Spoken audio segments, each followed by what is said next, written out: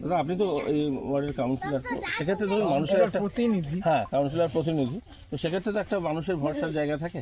তো এখানে কবরস্থানেও যদি শান্তি না থাকে তাহলে তো একটা চিন্তার ব্যাপার। কিভাবে দেখছেন বিষয়টি আপনি? না, এই বিষয়টা খুবই স্পর্শকাতর। এটা একটা চিন্তার ব্যাপার, কারণ এইখানে আমরা যতদিন আছি এদের সাথে আমরা শান্তিপূর্ণ সহ অবস্থানে আছি, কিন্তু কোনোদিন এরকম ঘটনা আমরা আজ পর্যন্ত শুনিনি। তবে এদের যে কবরস্থানটা ঘেরার ব্যাপারে আমার এই পাড়ার সুলেমান আছে, আরও অনেকে আছে, এদের সাথে আমার ইতিপূর্বে কথাবার্তা হয়েছে। আমি চেয়ারম্যানকে এই ব্যাপারটা জানিয়েছিলাম। চেয়ারম্যান আশ্বাস দিয়েছিল যে হ্যাঁ সত্যতা তোমাদের কবরস্থানটা চেষ্টা করবো ঘিরে দেবো, এই আশ্বাসটা দিয়েছিল।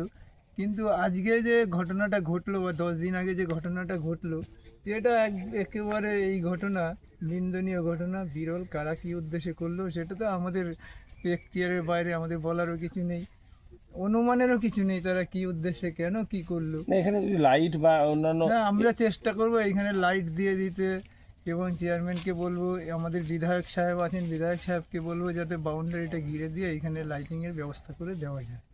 আমরা এদের যে রাস্তাটা ছিল, রাস্তাটা আমরা মোটামুটি খানিকটা করে দিয়েছি, কবরস্থানে আসার জন্য ঢালাই করে দিয়েছি। আমরা চেষ্টা করব যাতে কবরস্থানটা ঘিরে দেওয়া যায় এবং লাইটিংয়ের ব্যবস্থা করা যায়। আচ্ছা, তো সেক্ষেত্রে আপনারা জানাবেন তো? হ্যাঁ, জানাবো। আপনার নাম পরিচয়? সত্যনারায়ণ দাস, কাউন্সিলর প্রতিনিধি 2 নম্বর ওয়ার্ড। কাউন্সিলরের নাম? পুষ্প দাস। ঠিক আছে।